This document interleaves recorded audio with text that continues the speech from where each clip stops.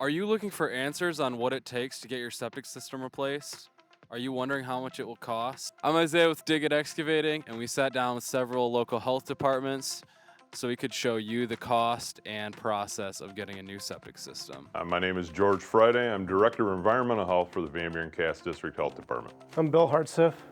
I work with the Elkhart County Health Department, and I've been an environmental health specialist for over 30 years. Once you've determined that your septic system needs to be replaced, the first step is to get a permit from your local health department.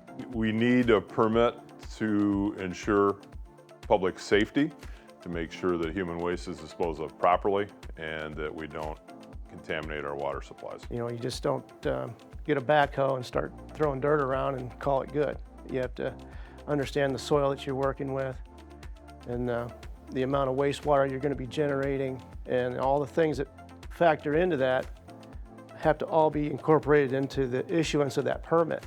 Each county varies slightly in their process and the cost for the permit. At the time of this video, the average price for a permit in Southwest Michigan and Northern Indiana is within the range of $300 and $400. Once a customer has pulled a permit, we do a historical search to see if there's already a septic system on site. So we have some prior data to go by, looking at designs of the new system. We then go out and take a soil boring, and then the sanitarian will design the new system based on the results of the soil borings that they took. Different soils require different size systems. We have to stay away from a seasonal high water table a certain distance. So we take into account all those things, issue back to the contractor or the homeowner what the minimum requirements are, and it's incumbent upon them to engage an installer, a system designer, somebody to design a system to meet the demands and limitations of those minimum requirements that we provide. In some counties, you'll need to hire a soil scientist. In other counties, they take care of this for you in-house. Factors that go into sizing of the system are soil types. More granular, sandy soil, the system can be a little smaller. Very fine-grained clay type soil, the system has to be bigger because water does not dissipate as quickly away from the drain tile. Number of bedrooms, not number of bathrooms, number of bedrooms and number of people in the house also factor into sizing of the system.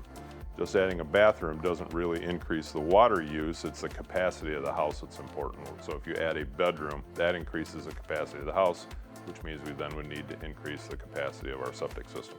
In some counties, the application for obtaining one of these permits is completed online, while others require it by mail. But there's also engineered systems where you have, you want to try to either reduce the footprint of the absorption field by treating the water before it's even discharged, using some type of aerobic treatment unit or something like that, so that you can reduce the size of the absorption field, because the better the quality of the effluent, the more the soil is able to handle it. The only thing that's left now is to have the system installed. Once the inspection is complete, we'll issue a tag, a green tag, if it's good, a red tag if it's deficient and needs to be fixed. Actually draw out the way we saw it in the field and then provide that back to the homeowner, courtesy so that they don't lose it. You know, once it's buried, and it disappears on people and they just don't see it anymore, they don't think about it.